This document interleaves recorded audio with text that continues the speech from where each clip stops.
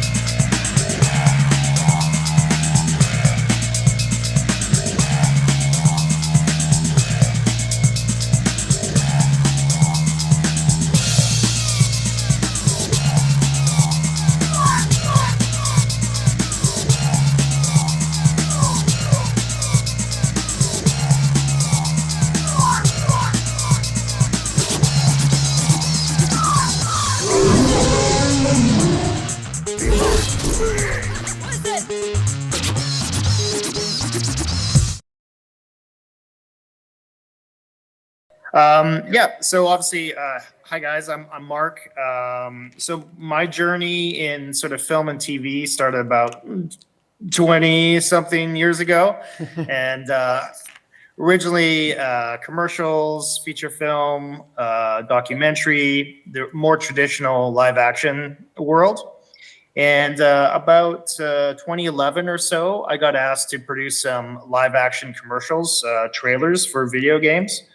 And that was sort of my first exposure to the gaming world and getting kind of deeper into visual effects. I had actually produced a bunch of animation, so I was familiar with that workflow. But getting an opportunity to start to work in the game world and see some of the differences and just the incredible amount of design and money and personalities and sort of level of I guess expertise that was brought together in gaming really started to impress me, and I could see that there was a real future for myself and just understanding how big the gaming world was within the entertainment industry. So I kind of made a decision to push further into that. I still work in film and TV. I still have some film and TV projects because it's definitely my first passion.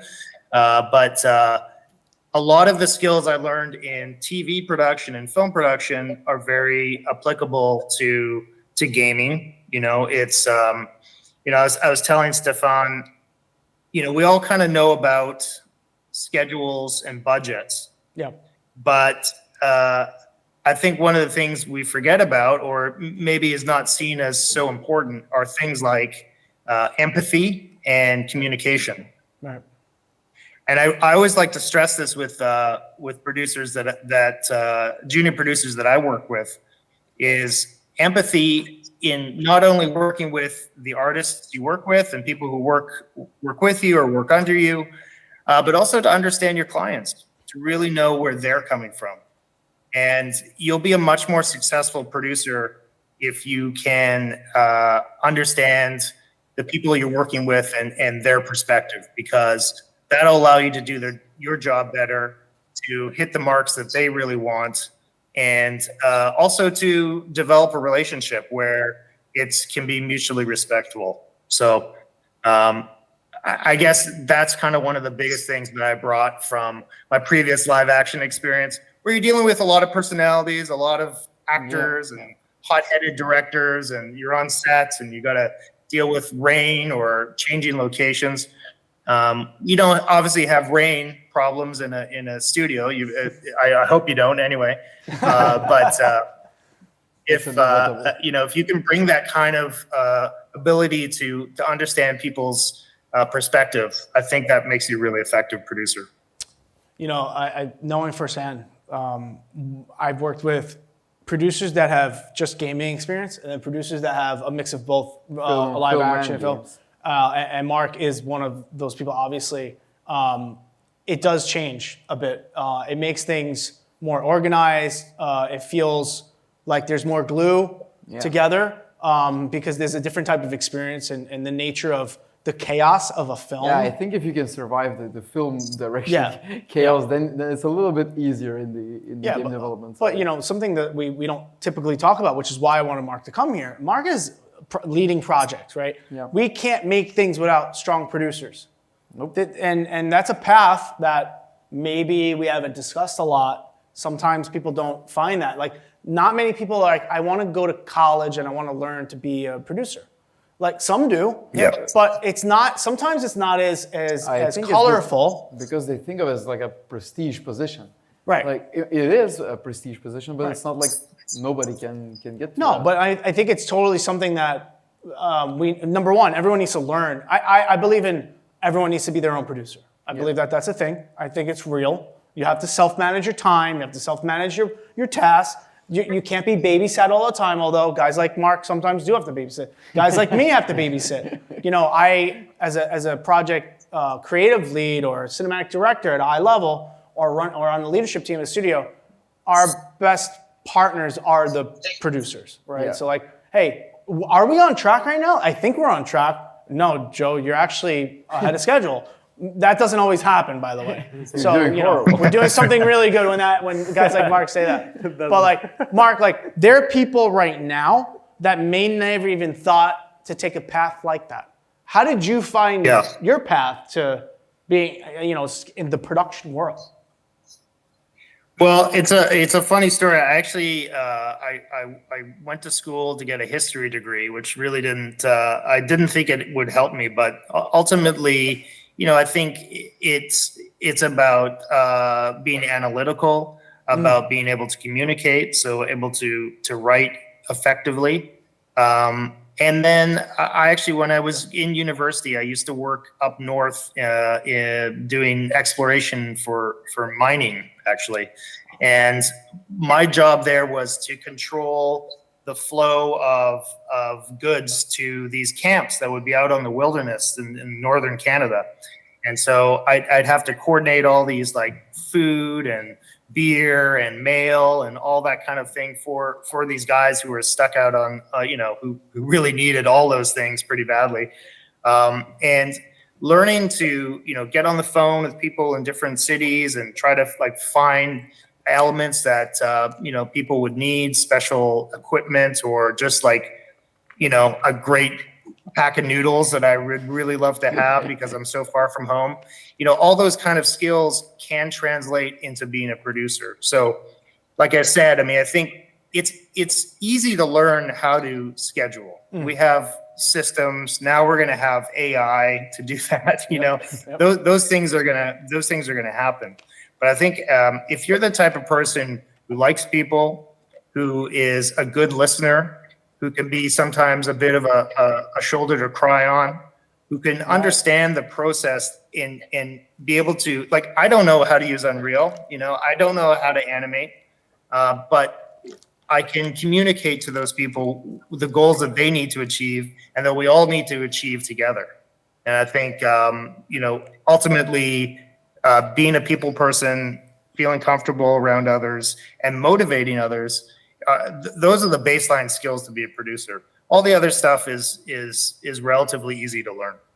This is really awesome. It's such a different conversation than some of the stuff we've been having, actually. Most conversations have like one key talking point that they all overlap together, but each and every participant will have their own story and have. We can just sit and listen to Marc. I think we can just sit and listen to Marc. Marc is super understated and is such a likable guy. So it's important to be liked. Like, you don't want to be feared, you want to be respected, but you also want to be liked.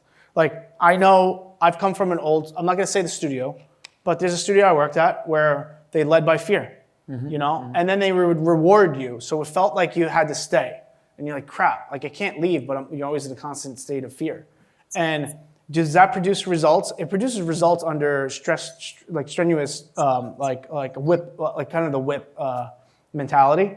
But like when you have a guy like Marc, your team wants to rally around a guy like that, and Marc is helping kind of dissect direction from other creative notes. And he's like, look, maybe it just means this, and he's kind of an interface between things, like a glue. Like you have to have guys like Marc to do a project. If you guys are making projects in your own internal projects, you have to elect somebody like a Marc that's going to help you actually finish something. Like if you don't have a guy like Marc sitting in the middle of it all, and Marc has to sit in it and outside of it. You guys are all in it all the time. Like how can you see that perspective, right? Marc, can you talk about like that specifically? Yeah, that's a really good point. I mean, you do become sort of the nexus of all the departments, right? Everyone is relying on you to help guide and kind of make sure all the boats are, going up at the same time, right? And so in some ways you become a traffic controller, making sure that this community knows about the packet that's going to cross to the other community.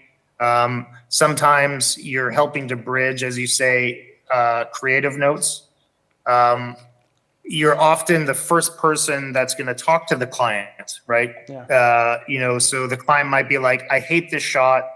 It looks terrible. You got to fix it. And, I'm not going to say to the artist, you guys are terrible. You got to fix it. You really need to be able to, interpret what they're saying, because some of the things a client might say to you is maybe going to be a little harder than they might say it to the artist. Same with the artist. The artist might say to you, this client's an idiot. He doesn't know what he's talking about. And then you've got to kind of understand that as well, right? So again, it's a little bit about having a very good ear, knowing how to dissect and sort of distill what people are saying, that is a skill that you kind of have to learn over a period of time for sure. But I think if you, a lot of people are just naturally adept at that. And I think if you're that type of person, being a producer can be a very rewarding career. I would consider myself also a bit of a creative producer. I like to have some input on the creative. It's kind of what also gives me that extra little bit. So it's not always about scheduling. It's not always about like, where's this? Why don't you have this ready? Or, that kind of talk. It also allows you to kind of have some influence. And that can be for me a kind of a total package of a satisfying career. That's awesome. Awesome. definitely. Yeah. You guys have any questions? Because I can keep going. Please do. Yeah. All right. You know Mark the best, so you can ask him. You can ask him the best Well, questions. I think I want to make sure that we draw out of Mark things that are very useful for people watching. Yeah. And I think Jaw drop.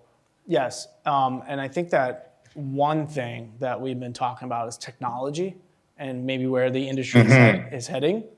You know, we've had some deep conversations about good AI versus bad AI and ethical and all that. Yep. You know, without influencing your question, you know, your answer. I mean, you know, what do you think the state of these things are right now, and you know, how can young people or studios anywhere, old or new, either lean into this and adapt and make themselves better, or anything? Like, I mean, it's an open-ended sort of question about. I know. Yeah. Yeah.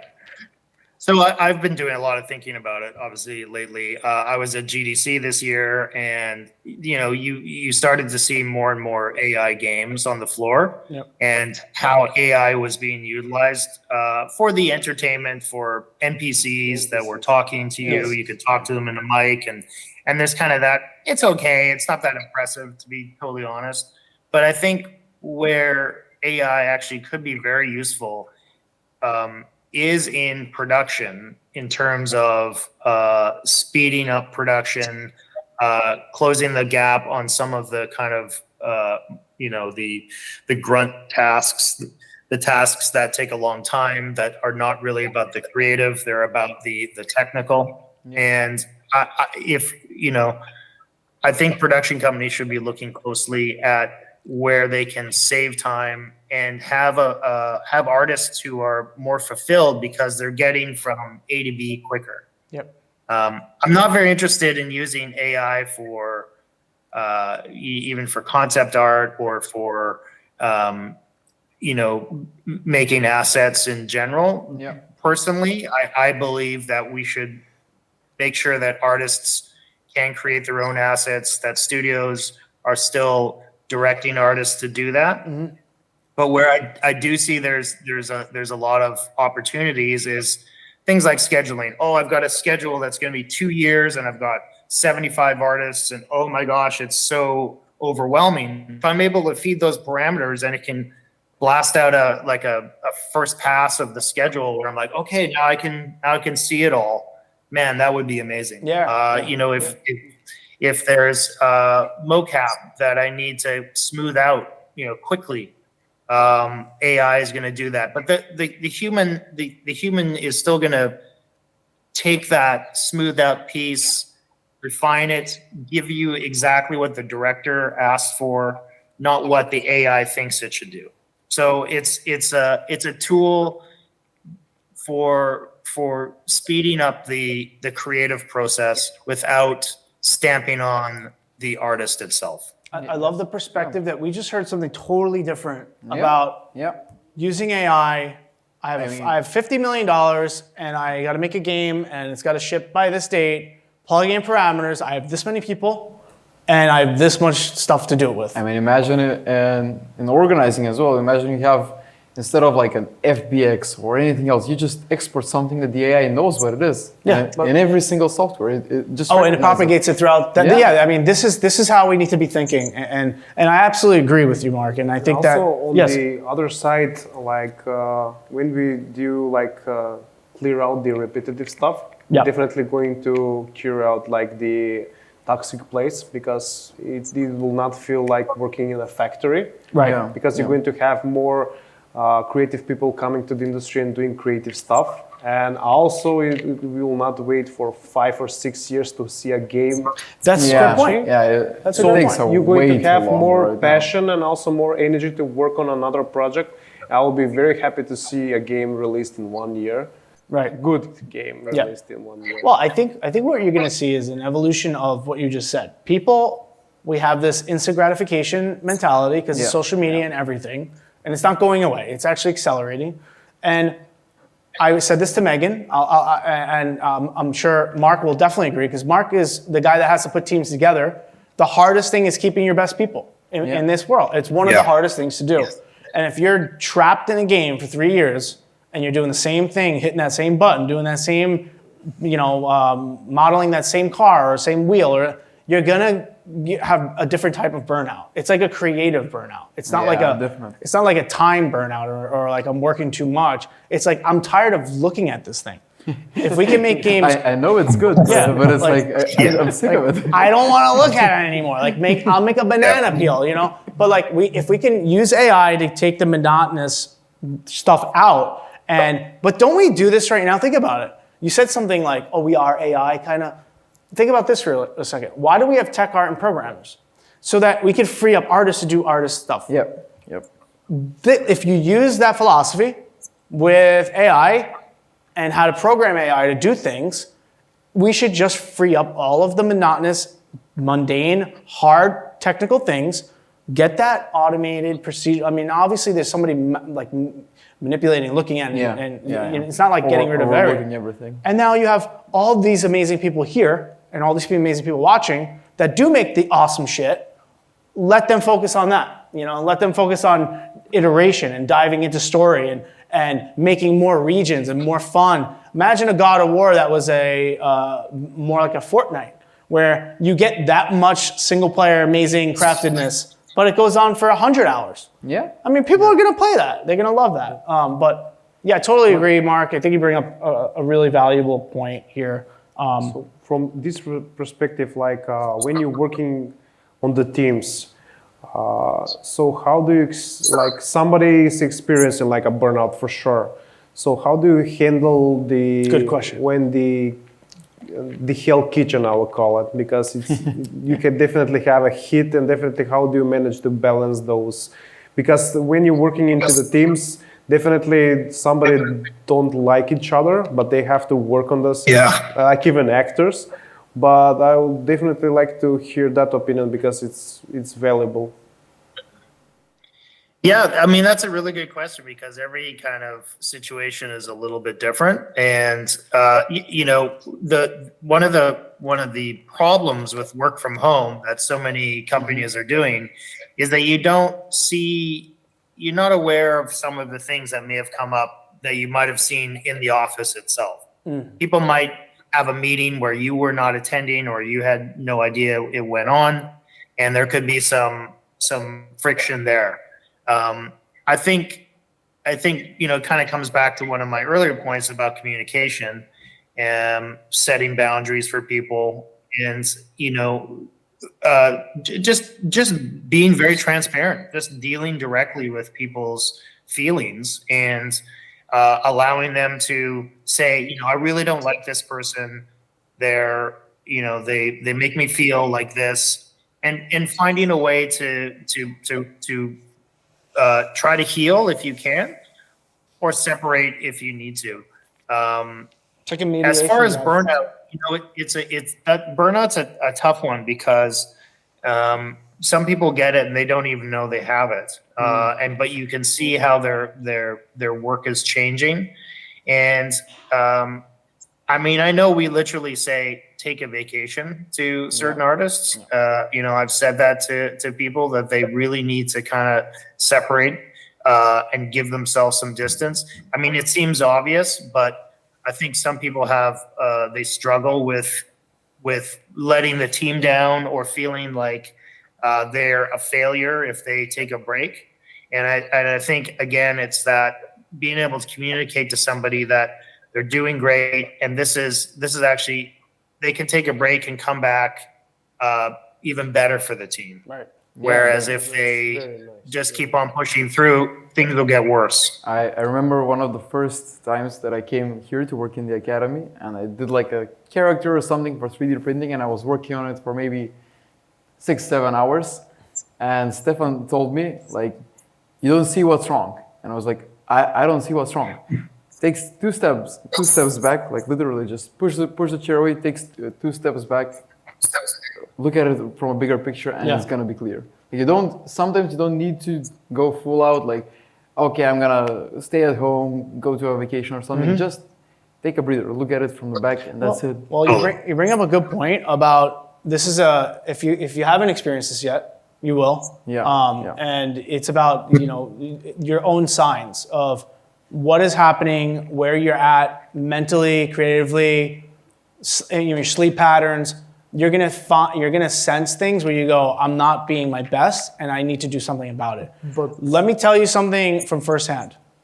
Do not let it get too far, because there is a point where it's gonna not just hurt the people around you, but it's really gonna start hurting yourself. We've all been there in AAA. This is my whole thing now. My philosophy is how do we have reverse crunch? What is reverse crunch? Giving things back to people, using technology and processes, and understanding what you're making so that you can make things quicker and faster at a higher level and higher output so that we can give you back time, so that we can reward you more financially, so that you can feel happy and feel like you're motivated to continue, but also motivated to know when to stop. And having your own measuring stick where you're saying, I am probably going too hard, too fast right now, and I'm gonna raise my hand and say, I need a mental health day. It's totally okay. You're not letting, like Marc said, it's better to identify and nip it in the butt and be that voice. People around you are gonna respect you so hard. They're gonna go, wow, I wanna do that. I wish I could be that person. That person is strong because they're standing up and they go, I just need a break right now. Like, it's okay. Like, it's not a mental breakdown. No one's gonna look at you like you're crazy. Like, we do this. We're doing this all the time. Like, we all need these days. And another thing, when you guys get your big jobs in studios, take your days off. What the hell? I got people that never took a day off. I'm like, listen to me. I can't tell you, and I can't force you to not come in tomorrow, but I'm telling you right now, if you come in tomorrow, I'm gonna come to your house. I'm gonna drag you to Disneyland or some shit. Like, I've done that.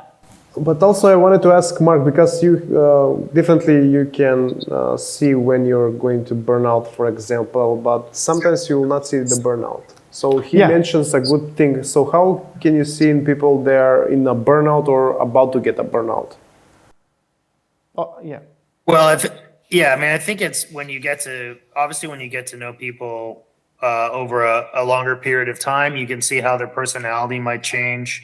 They can either become, in my experience, they become just mundane, not fun to be around. They're snappy at you. Maybe. They're angry for no reason. I feel it in myself. When I've been feeling work too hard, or I'm not sleeping well, or my mind is racing about some project element, and it's really important to recognize those issues. So when you see it in other people, I think you can just say, "Hey, how you doing? Check in. You seem like you've been working a lot." I mean, I'll tell you guys, one of the great things about working where I do right now, Waterproof Studios, is we don't do overtime. It is not part of our the way we schedule. It's just not part of it. If we're doing overtime, something's wrong. Yeah. And I think as a management and as a company, you need to approach your scheduling in that way. Is that if I'm doing overtime, if I'm doing crunch, if I'm doing weekends, I've screwed up. I've made the mistake. Yeah. Because you should be able to schedule as many hours as the project needs and no more, right? And if people are goofing off or not, weren't working well at the start of the project, that's on you as the producer, right? I mean, you didn't sort of keep the gas pedal going, right? So it's really important as a manager to just avoid any of that kind of crunch, and you'll never have, people just won't get burnt out. A 40-hour work week is, most people are just fine with that. Yeah. There's two things this is so insightful. I hope everyone's taking a lot away from this. This is really good stuff. You're not going to find this in a lot of conversations. It's like a gym. Like, you're not going to hear these things. This is really good stuff. Marc, I want to really quick before this, but I want you to talk about Waterproof and what they do and what you're doing there. When I watched the reel, the latest one, I forget how many awesome things and dope projects that you guys do. But before that, I want to also mention this. There's going to be people at studios that are just literally machines. And you're going to want to keep up with some of these people. And you're going to feel like, if I don't keep up with them, I'm doing something wrong. We don't know how these people exist. I mean, I know literally people that can come in for 4 hours and put out insane amount of stuff, and for the last 4 hours of the day, they can kind of just still just do nothing and still put out like crazy stuff. And the output is like, what the hell? They exist. They're like white elephants, if you know this term, or unicorns. Don't feel you have to always compete with somebody like that. Like, it's not about competition, really. It's about your competition's against yourself. Some level of competition is and that's healthy. Good. Yeah. But you're gonna run into people like this, and you're gonna be like, "Am I not good enough for something?" It's not really like that. Like, these people exist. Don't burn yourself out to try to be that person. Is basically what I'm saying. Okay. Yeah. Like, don't do that. It's fine. So anyway, circling back, Mark, what is waterproof? What makes you guys special? And so, can you tell me about some of your favorite projects? Sure. Well, Waterproof's been around 12 years. Initially, they started to do as an animation company, and we're trying to get into feature films and TV, and eventually began to get deeper into games. And I think it sort of speaks to the heart and the root of what Waterproof is that they're really an animation studio. We just happen to intersect with gaming. And so we are primarily a cinematic studio. We've done a ton of Warner Brothers stuff. We're best known for all the Mortal Kombats in the past sort of 3 games, I think. So MK1 has just all waterproof, did all the cinematics. We did Hogwarts Legacy, Gears of War Tactics. Just recently we did Mario versus Donkey Kong, all the cinematics for that game. So we're kind of getting into the Nintendo space. We've got a bunch of big projects coming out that I can't tell you about, but they're definitely IPs that you can imagine. So I would say within about 2 years, you'll see a bunch more of our cinematics hitting your computer screen. We have to fix that. We have to fix What's that? Like Everything is under NDA. I know. Everything. It's definitely an annoying part of this business. That's how it is. Yeah. If you are working in this industry for like 3-4 years under NDA, what do you have to show for it? Well, you got to think of the business side of why they do it, right? It's just that. But it's becoming more open. Like the fact that we're here right now doing this was not really that big of a when I first got started and Mark first we didn't do this. Like, we weren't talking about these things. Yeah. We were like, hey, let's talk about one project and why it's the best one. And that's what the conversations used to be. But doing these types of things is a really step in the right direction of being able to talk about projects sooner, announcing things and talking about techniques that help other people. They start doing full games just for the devlogs. Exactly. There's a full game. I know a couple of people at least. There's one guy who actually was a judge at our competition last year, Charles, and he's making a Prismatica game. It's called Prismatica, and he's doing it for like maybe 5 years, something like that, even from early days of, not early, but last days of UE4. Yeah. And I personally have learned like maybe 15-20% of the things I do know from him. And it's like, we need those games where like, it's just about learning stuff. This is a movement that's happening. Yeah. It's, hey, can we just use your research and alpha test and our QAs is just people in the community? That's taking fire. I know that some Xbox studios are trying to embrace this. Yep. I know from experience because I was on one. And we literally like, hey, we're not selling to ourselves anymore. Like, let's just bring in the community and sell it directly to them. We actually did this on Forza Motorsport. Before we made one key on Maya, a motion builder, or an engine, we had our core user base come in and tell us what they hated about the last game. And we like, well, did you like anything? No, we hated everything. Be ready for that. You're gonna that's it. And then what they did is, I brought in some people after our first prototype. We're rebooting Forza Motorsport. It's a freaking huge IP. It won Game of the Year racing game, and so hats off to that team. Shout out to Xbox and Turn 10. And I brought in specific people on our first prototype, and at Xbox HQ, we have a user research building. And inside this building, you're going to think this is crazy. It probably won't surprise you, but there are living rooms mock living rooms and mock bedrooms inside with cameras and heartbeat sensors. And I'm sitting in the other room, very creepy. It's very creepy.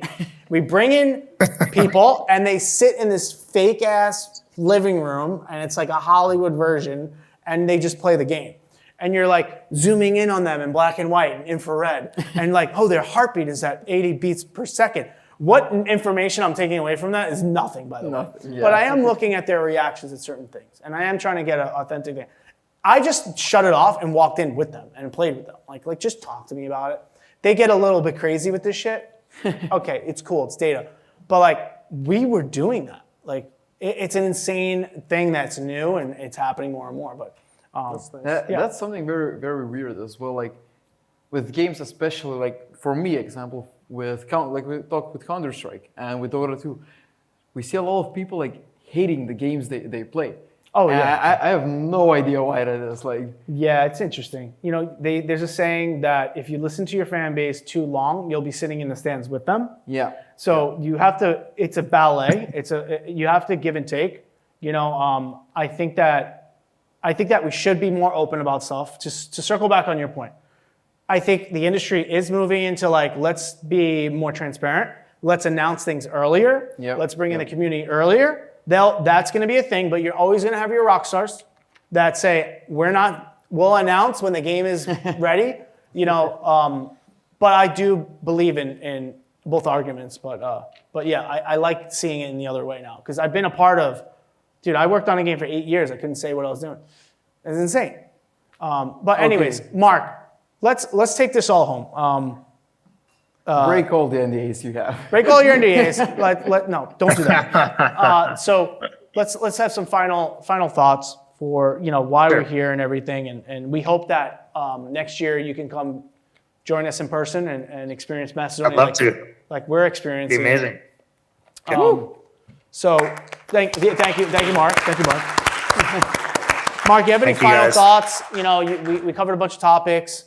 Any final thoughts for you're the closing act of the day, so your words will probably be the wisest. Even though everything. Well, I mean, it's.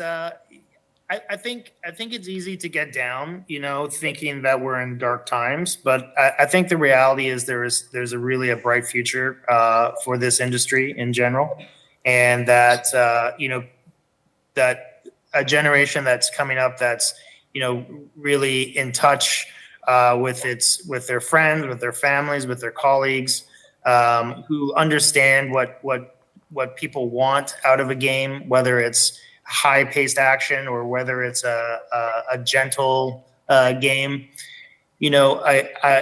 I really think there's a bright future for it. So I'm so glad that in places like Macedonia, which I can't wait to visit, by the way. I'm a big history fan. I love that part of the world. So I'm really excited. Awesome.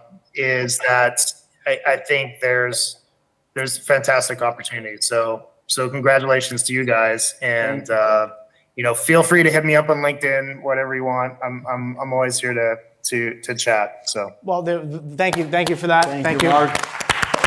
There's one thing I did want to say, and I'm gonna put both you guys on the spot. Marc, there's an entire thousands of amazing artists that are inspiring artists that I've seen firsthand that have a future. And I'll talk to Carl about this, but I want to talk to you about it, and Stefan and Simon. There could be an opportunity to sort of prototype a ramp on, ramp off sort of internship program in each discipline department that can maybe have an impact on real projects, at some sort of cost or not. I don't know, but this could be a thing to inspire the people here today, to give them a positive message that maybe in the future there could be things that maybe some of these people could work on with you. Yeah. It's possible, right? Anything's possible. Yeah, well, definitely we're any aspiring producers, I'd be happy to chat more about that, because I think awesome. it's a great career path. Awesome. Well, anything else, guys? Any closing statements from you guys? Yeah, like you said, there's a lot of talent here. I think the possibilities are just on the shortcoming just a little bit. I agree. Just a little bit. I agree. We have teach a lot of people introduced 3D here, like so over Oh, 10,000. Yeah, over 10,000 people Wow. have gone through. Yes, and everybody is very happy about the industry, wants to connect because of the passion, and they don't care about even the pay, the hours. They wanted to do the work because they love it. Yeah. In the future, definitely they're going to change their opinion. But mostly, I think we're going to have such a great blast in the next coming years because we are developing to become also a studio and also like giving the real jobs. Yeah. And definitely from there, we can start collaborating and doing fun projects. That's awesome. Well, Mark, could you stay on for one more second? Because what we didn't do is get a picture with somebody on stage and us. Of course. Lisa, could you take a picture of us? I mean, should we stand or something? Or It's, we had a it's your stage, cameraman, man. but- It's whatever you want to do. oh, you have a photographer. It's Maybe fine. we should get a couple pictures of You should this. take a Yeah, we're going picture to as have well. it, but I would like to have it with Marc also. Yeah, let's get one with Mark because Yeah, Mark's wow. on stage. Mark, you're going to be behind us on a picture right now. And thank you, everybody. This has been an incredible experience, and thank you for having me. Thank you. Appreciate that.